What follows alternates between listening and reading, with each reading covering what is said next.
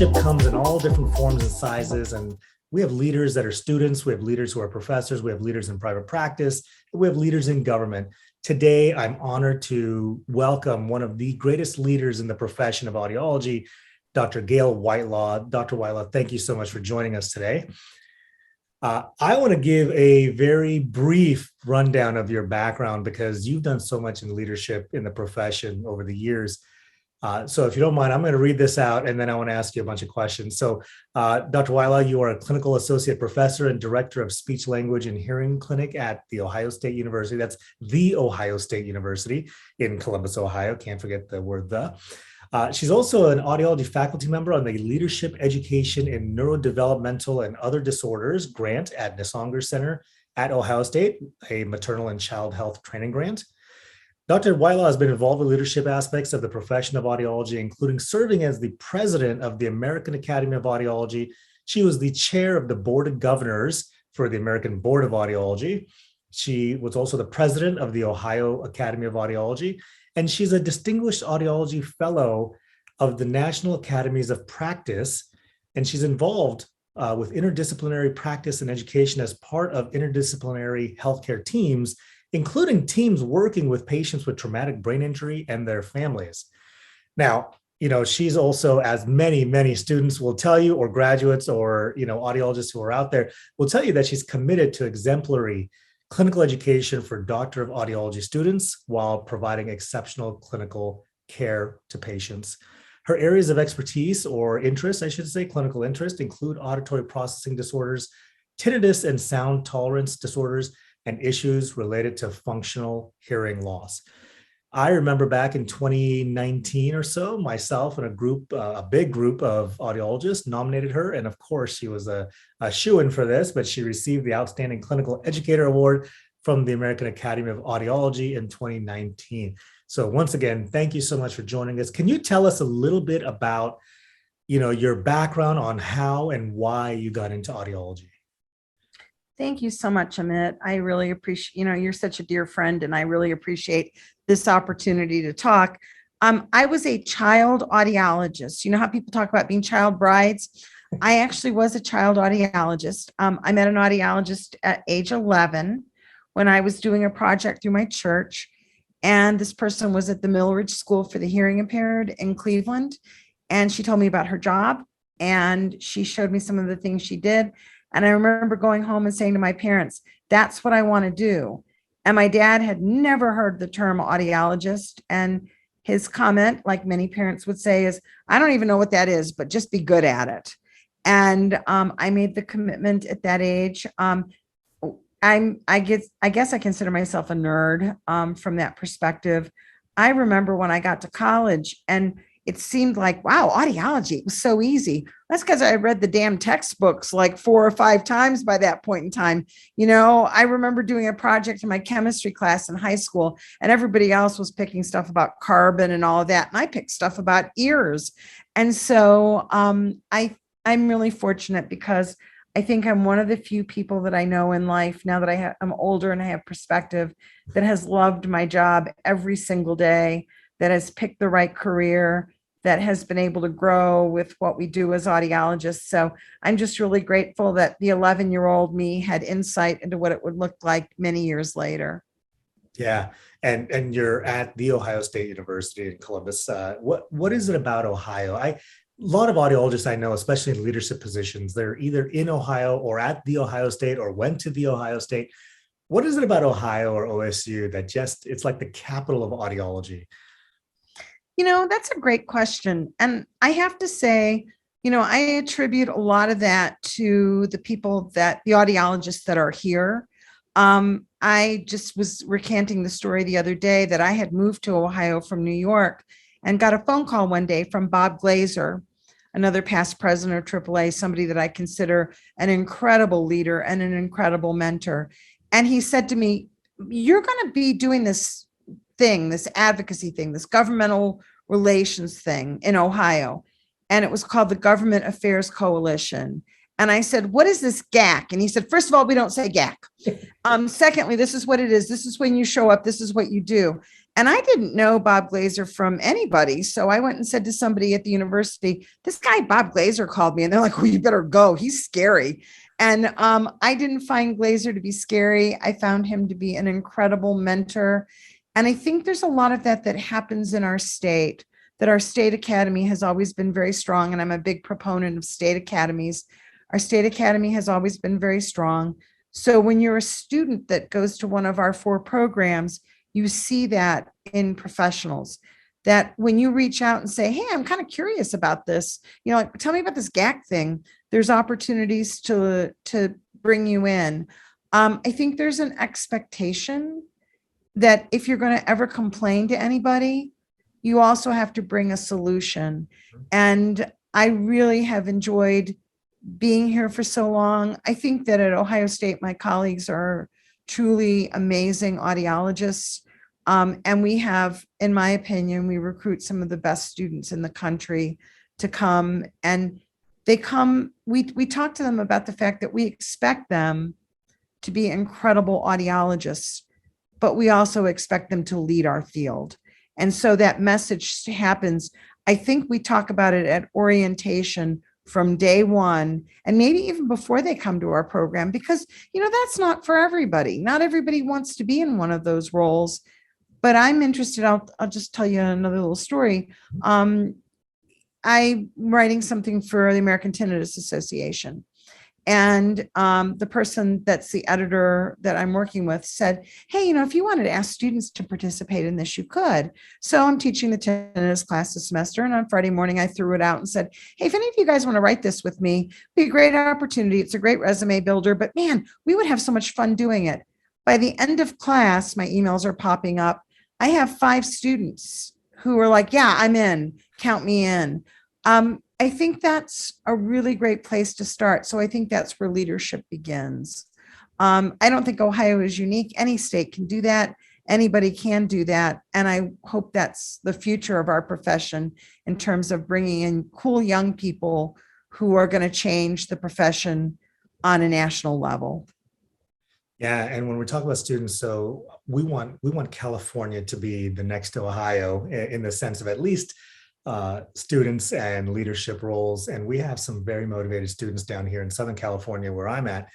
One of them she's joined the SAA board and also joined the SADA board at the same time. So she's hyper motivated. And, some of those leadership positions, I remember back in 2012. So this was 10 years into my career, if you will, in audiology. In 2012, I got elected to the American Board of Audiology Board of Governors. And I think we had actually met once or twice before then, maybe just in passing or, never real detailed conversations. But that was a time when we spent a lot of good quality time together. And I still remember, being on that board. I thought that was the culmination of my leadership career, because you know what, the ABA to me was the cream of the crop. It was, board certification and all this stuff. And I thought this is perfect. But that was the first national board position I was on. So the first day I was actually pretty quiet. And I still vividly remember at lunch, you said, hey, you're a little quiet there. And I was like, I know, I'm just absorbing everything. But I was in this room with, these great leaders in our profession, Barbara Kerman, Angela Pond, Tony Joseph, and the list goes on, and me, right? So a little me on the side. And you were so welcoming and so warm and really motivated, or excuse me, I want to say inspiration, not even motivate. You inspired me to do more on that board. And I've done so much more since then. And you have this quote that you shared with me: the sign of a good leader is not how many followers they have, but how many leaders they create. So you helped one, and you've helped hundreds and hundreds of others. What is it about leadership, and quality leadership, not just going and volunteering, but quality leadership? What is it about leadership that you find is so important, especially in this profession? Well, I think that one of the things when you bring up ABA is it's got to be fun. People have to love it. And you and I think we're very fortunate to be on an ABA board that not only worked hard and had a vision, but the people had fun. I always look forward to sitting next to you or sitting next to Mindy or sitting next to John Coverstone at a meeting, because we spend a lot of time working hard and we spend a lot of time playing hard. Yes. And to me, if you're going to want to go into leadership in our profession, I think there's a couple of things. One is you should think about what you're passionate about. Some people are just, I'm not good at social media. I'm good at my own social media, but not creating it for others. Some people are really driven by that and passionate about that and want to share it with others. Oh my gosh, tell somebody and get in on that. You might want to learn something. Maybe you want to learn marketing, or you want to learn more about tinnitus, or, whatever it is. So talk to people about that. And I think it's the commitment to wanting to give time.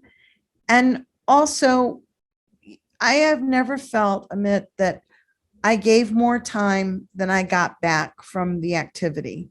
I tell people that being the president of AAA was really career changing and life changing for me.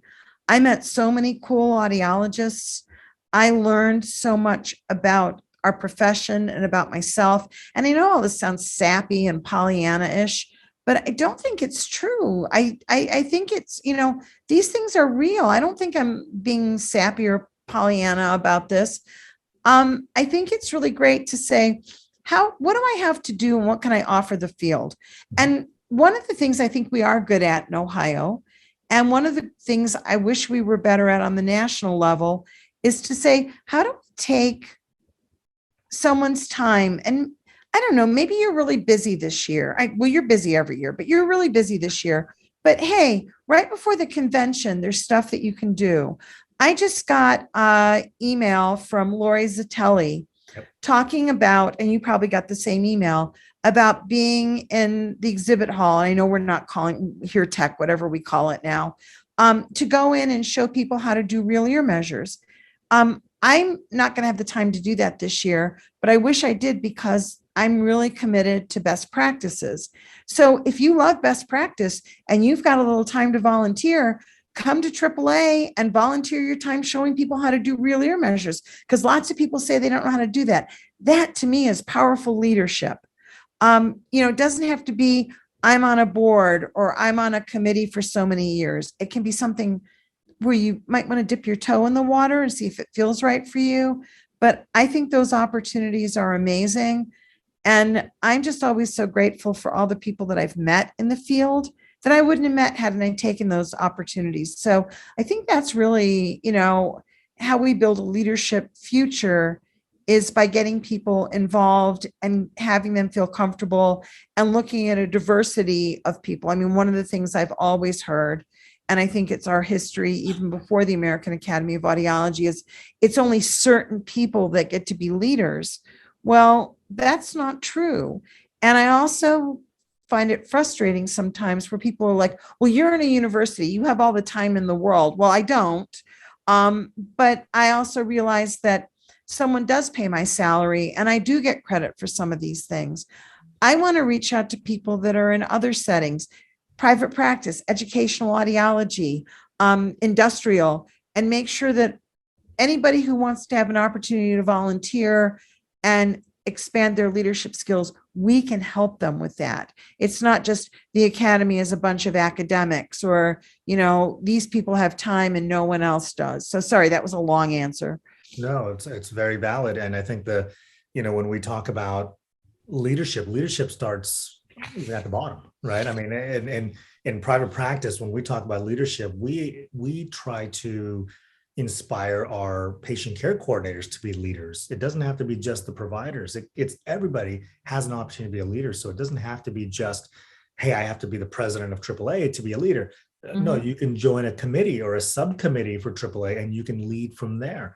You can, if you're a student who's watching this, you can join your local SAA chapter, right? Or you can join the SAA, national, but you can be a committee member and kind of get your beak wet a little bit and learn what it takes to be on these leadership roles. And then you can go from there if you want. And you're absolutely correct.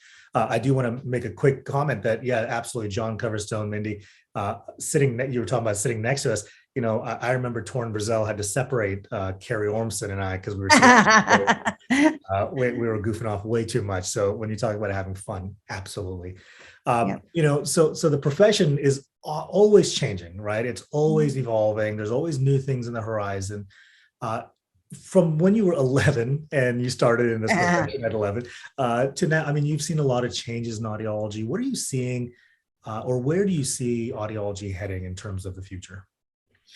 I guess that's a great question. And I would say back to the future, because I think we're going to go back to some of our roots. I hope we do. Things like, for me, auditory processing seems to have had somewhat of a renaissance, that hearing aids technology is the best it's ever been, and it's only going to get better. But that cuts out a whole lot of things that people need, like oral rehabilitation. And I think we really are at a place where we can do a lot of that right now. I hope that we as a profession want to practice at the top of our scope. The fact that we're a doctoring level profession says to us that things like scope of practice and best practices are really where we need to go. And I know sometimes I'm surprised that people say, well, no one respects me. Well, we earn the respect. And I think we've done that as a profession to some degree. But where I see us going is really much more in that direction, that we own hearing and balance care. There's an otologist that I love that I've presented with from time to time. And he and I always sit and talk before and after our presentations. And he tells me the thing that annoys him the most about our field is that we don't want to own things, that we're afraid to own like the ear canal. And he's like, you have an otoscope, I have an otoscope. You look in there, I look in there, and it's always funny to have these discussions with him. And he's spoken to my students before. I think we have to decide that this is our field and that we own it. And that's from leadership on down. I know there's a lot of things that work against us, reimbursement, multiple ways to provide hearing health care, if that's what we're going to call it. But I see that we have so many incredible opportunities. And one of the things that I really spend more time thinking about is interdisciplinary care, because I think that's critical. And I also think about us working, say, in shared decision-making. In the olden days, when I was first a young audiologist, people would come in and I would tell them what to do. And nobody nowadays wants to be told what to do. They want to participate in their own hearing healthcare. We are doing, Christina Roop and Jody Baxter and I, two of my colleagues at Ohio State, and I are doing a talk at AAA on shared decision-making. And I think that's a really critical thing for us to think about how do we bring patients in and they feel like they're part of our process. That's what's going to move us forward. And then what populations are open to us that we haven't been involved with?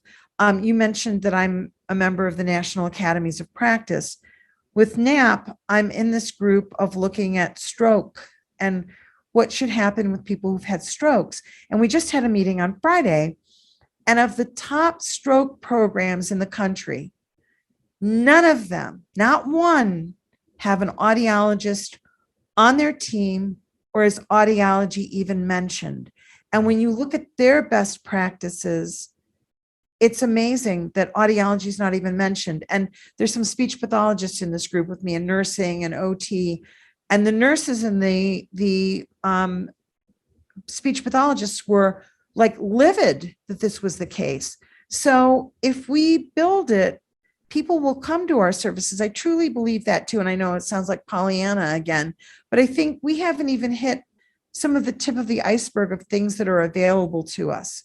And so I see a really bright future for us, not necessarily in the things that worry people, the reimbursement and over-the-counter hearing aids, but boy, if we practice at the top of our scope, we've got so many things that are available to us. I think it's amazing. Absolutely. And there's so many subspecialty areas of audiology that we talk about. Hearing is a big component, which, I focus on hearing and tinnitus and hearing loss and hearing aids, et cetera. But there's also the vestibular side, there's the oral rehab side, there's the, I do some personal injury cases for traumatic brain injury patients who have been in, car accidents. There's so much more to audiology than just hearing aids. And I think that's something that we as a organization, or a profession, sometimes forget that we have so much more. So you're absolutely correct. And because of that, when we put so much attention into hearing aids, that's where, the reimbursements and the Medicare covering hearing aids and over-the-counter hearing aids and all that starts to beat people down. And you start to feel like, oh my God, the profession of audiology is dying. But personally, I feel like this is a great point, a great jump off for us as a profession that, we're gonna grow so quickly after this. And we've grown quite a bit in the last 50 years.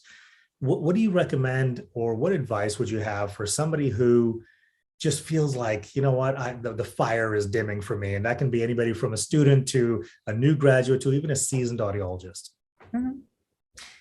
Yeah, that's a great question. And if you're a seasoned audiologist and you don't get to work around young audiologists, I feel like one of the greatest privileges I have is getting to be in the lives of these people that are going to enter our field, because they motivate me every single day to learn something new, to have a difference of opinion, to think about things I haven't thought about. They like to talk about things that 20 years ago I wouldn't have talked about, like healthcare disparities and how, as a profession, we deal with those kinds of issues. And I love when they come in and say, hey, I was at one of my outside sites and this thing came up, or this test came up, or when you were at the convention, did you look at this equipment? And I'm like, no, I was in a presentation. And they're like, here, let me tell you about that. So I think those are great ways to get people fired up. I also think that being part of a network is really, really critical. I think as a profession, sometimes we're hard on each other. And instead of saying, come into my tribe and let's talk about stuff. One of the things I really like that the Ohio Academy has done has had discussions. So book discussions, article discussions. And maybe you'll come on and meet audiologists you never knew. And this was all during the pandemic, and it was done via Zoom. And, being in a meeting face to face, we all want that. We know that. But I think that's really great. Talking to people in different networks that I would normally associate with. One of the things that was really great for me this year was getting to know audiologists through the Anteos network and what they do with hearing the call. They asked me to come and talk about traumatic brain injury, which I was happy to do. And they were fired up about it, and they were loving what I was talking about, but I was loving what they were talking about in their hearing the call and the outreach that they do. And I think a lot of people think if you're going to do, humanitarian work, you've got to go far away. There may be things that are down the street from us, or collaborations with people in our community that we've never thought about that might really make a difference for us. So I think it's the looking at something new. You brought up traumatic brain injury, and that's one of my favorite populations to work with. And I attend and work with the traumatic brain injury group at one of the major medical centers in Columbus. There are two. They both have incredible traumatic brain injury groups. And I will bring students to those groups because I want them to be fired up about this. But I've also said to audiologists, you want to get involved in traumatic brain injury? It's just like tinnitus and hearing loss. There's a million of these people out there, and they want our help. So find something like that you might not have thought about. Maybe you haven't done tinnitus, or maybe balance is new to you. I mean, I think if I were younger, I love balance. I'm just not good at it anymore because I'm still on the water calorics, and gotta move on from that. I do know when to refer people, but I think that is there something you're passionate about? I also feel strongly, and this might not be popular, so people might not like what I have to say, is if audiology isn't for you anymore, don't keep doing it. We have a lot of transferable skills, and I think there's a lot of professions that would like those skills. If this isn't for you, and we've had preceptors say to me, I hate this now. I've had people at conventions come up to me and say, I hate doing this.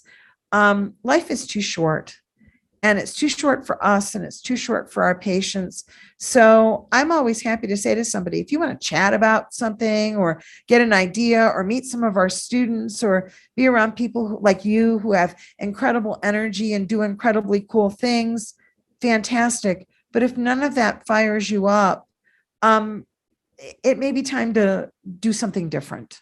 You and I share this, that I think we get pinged by a lot of people about these topics.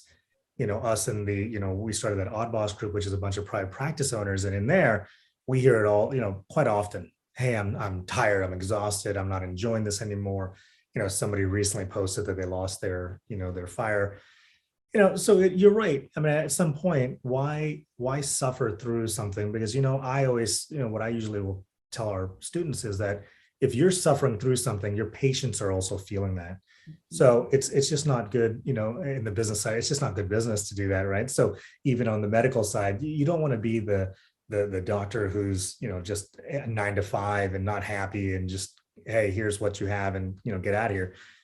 You got to have that passion. So yeah, finding something new. I'm interested in a lot of the cognitive stuff that's, some of the research that's coming out. I'm interested in, I had a conversation with Richard Gans, and balance is something like you. I just don't do it. I haven't done it since school. I mean, and I don't mean my AUD, I mean my master's, which was even before I got my AUD. That was the last time I really focused on vestibular and didn't touch it until just recently when I started, it's like you said about APD, there's this revival for vestibular again. And so I'm kind of looking at that again to see, hey, is that something that we should be doing? Because there is a need, right? There is a big need. Oh, yeah. And, just one more thing on this topic. And you just said this. I'm a great believer that your words shape your world. And one of the things that worries me sometimes on social media is audiologists post terrible things about our patients. And, I could call you some days, Amit, and bitch to you about somebody that I've seen, but that doesn't do us any good. And so I think it's the finding joy in the people that you get to see. And I think there's a real catch-22 in that, because it's what you said. Patients know that when you're not happy in the job, and they'll comment, when people leave our office, and again, we sound like, we're not the utopia, but when people leave our office, they'll often say, this is the best visit I've ever had, or I loved working with the students. They had so much energy. I think that's also a way that if we're starting to feel burned out, going to those folks and maybe recruiting different kinds of patients, or, looking for what people have a gratitude for, because I think that really motivates me every day, where I get to see somebody who is grateful for what we offer, and also trying to let some of those people that are idiots, and that's not a very positive thing in the message that I'm trying to deliver, but letting them roll off your back a little bit, that not everybody is going to love you. Not everybody is going to appreciate what you do. And sometimes those people, when they leave you, they come back a year later or 2 years later because they've shopped around or they've thought about it and they're in a different place. And so I think we can be motivated by great patient care too. And that might change for somebody who's feeling a little bit burned out, just getting that right person through the door and appreciating what they bring. Correct. And I've always followed this philosophy, and it's kind of stolen or maybe borrowed from an old Kevin Costner movie. But if you take care of your patients, the business will come. And I find that to be true. And I've used that, and I teach that to my students and even other audiologists that I consult with, that, you just take care of your patients. So you're right. The patients who come in that are just either drainers or they're taking up too much of your time and they just want to go shop, let them do it. I in our clinic, we're so busy that, if you don't need my services, that's okay. You can go somewhere else, and then you'll find out, the other side isn't as green as you thought it was. And a lot of them come back, and that's absolutely fine. And whether they even got hearing aids somewhere else and they come in, we'll still take care of them, because, our primary objective is to, I always say I'm less focused about what's happening here and more focused about what's happening between here. And utilizing any product is going to be better than not utilizing. I screw that statement up, but it's better than nothing, right? So we're always happy to help. Now you focus some of your stuff on APD. One of my close friends, Angela Alexander, down in Australia, she's not Australian. That it was a kind of a shock the first time I met her, and she started speaking. I was like, "Wait a second, I thought you were from New Zealand." She's like, yeah, but I'm from Kansas. Kansas. And I was like, Good "Oh, Kansas, good Midwestern girl. yes." And we're doing a collaboration with her and Dr. Jack Katz here on APD here very soon. But APD, tinnitus, functional hearing losses, these are your specialties. What is it about those specialties that really excites you? I think it's what you said about hearing aids. For me, I love fitting people with hearing aids and dealing with the quality of life, but we both know that sometimes people aren't as excited about the quality of life issues. For me, with the APD population, with the tinnitus population, and with people with, what we might call super threshold issues where they've been to an audiologist and they were told they had normal hearing when what they have is normal detection, they all want our help. These are people who beat a path to our door. And so many audiologists don't seem to want to support that. And so to me, again, it's practicing at the top of my scope. It's these people who we make such significant differences in the quality of their lives. And we do it every day. I tend not to like senior citizens very much. And the older I get, the closer I am. Well, I am that age now, but the closer I am to those ages, I think there's a lot of audiologists who love that. And I'm not being critical of that. I'm glad that my colleagues at Ohio State love that population. I love populations where they've often been turned away from our profession or haven't been valued. I can't tell you how many young adults I have with APD whose parents took them when they were kids from audiologist to audiologist to audiologist. And those audiologists never even told them about that there were other things that happened. They just talked about the stupid audiogram and said, well, you have normal thresholds. Well, yeah, they do. But if they had even done something as simple as a speech and noise test, it would have been really enlightening. I have a young woman that I work with who is from a couple of hours away from here. Her sister's a speech pathologist, and she didn't think she was very smart growing up. I think she's very smart. I think she's brilliant, actually. She works, she does IT for a big corporation.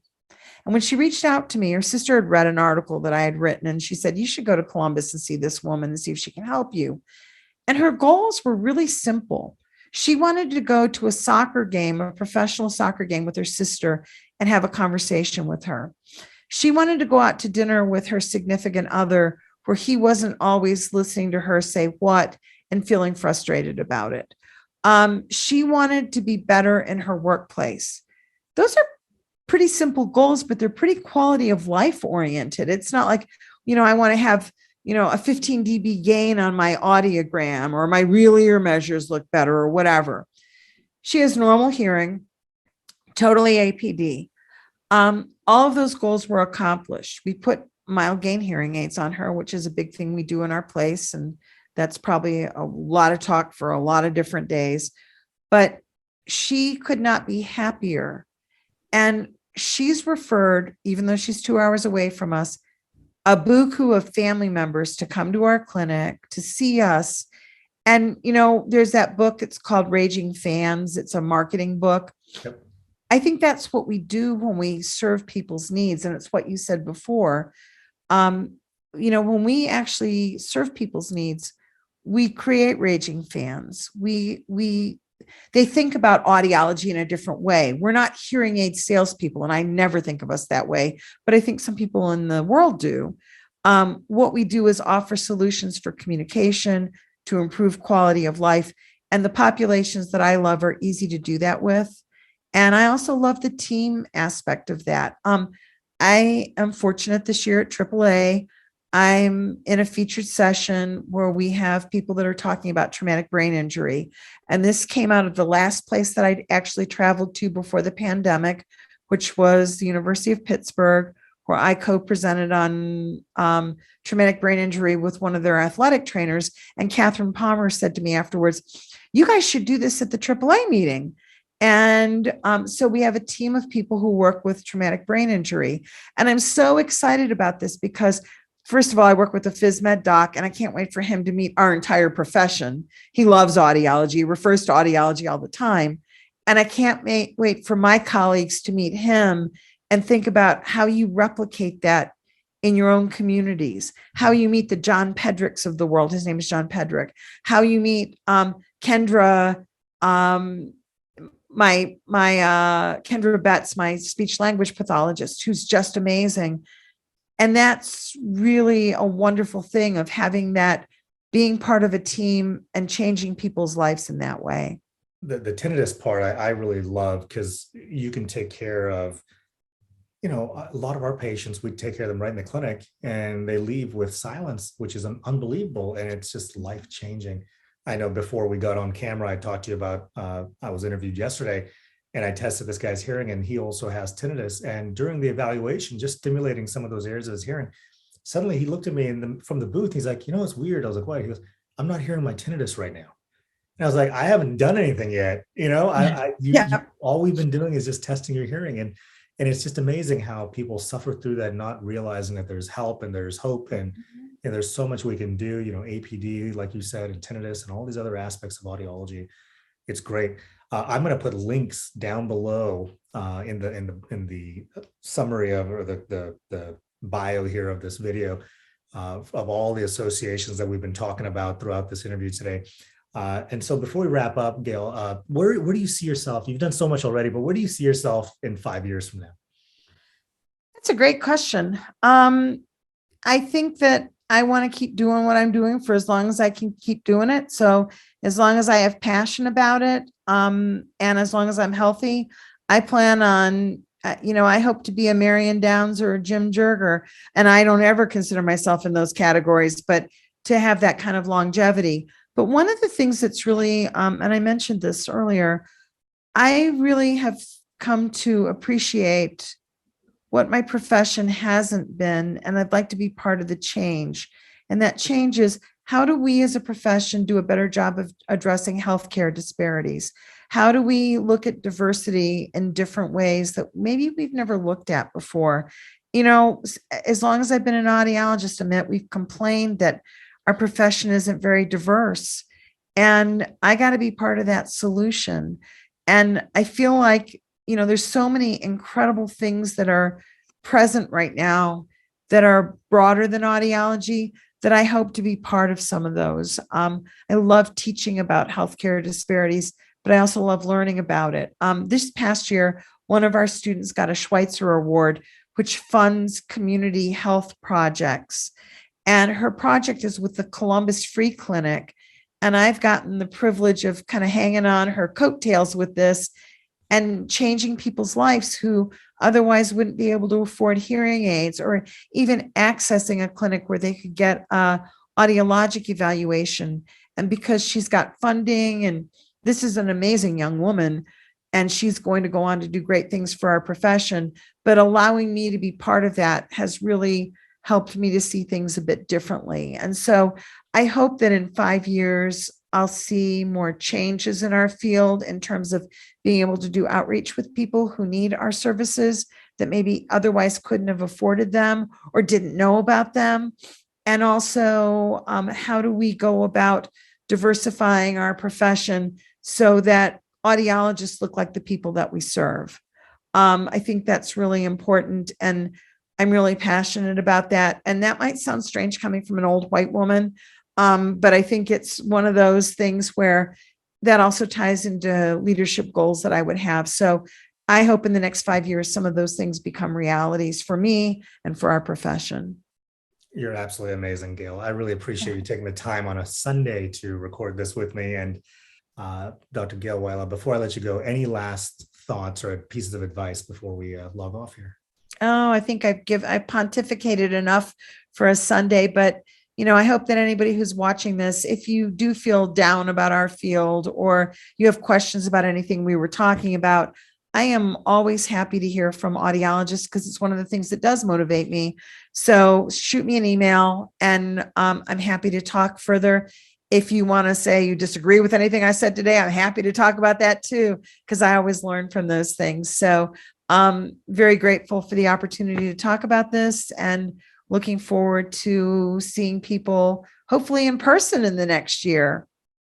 Absolutely. Well, I look forward to seeing you in St. Louis. Actually, I'll probably see you maybe in March in San Diego if you're coming down. If not, I'll see you in St. Louis at AAA. Yeah, So St. Louis is going to be it. And I think we're going to have a rock and rollin' time there. I know people complained when AAA was in Columbus because they thought all we were going to do was cow tipping and eating White Castle hamburgers. And they found out that wasn't true. So I hope that a lot of people who are still, I know that they've extended the registration. It's a hard time because a lot of people still aren't comfortable with travel. And I get that. But I hope to see a lot of us there and have fun and get to laugh about a lot of stuff that we do. absolutely. It'll be good to get together. Well, thank you Yep. so much, Gail, for joining us. And everybody, you can see the links down below and join us on the next episode of Conversations with Dr. Gosalia. Thank you.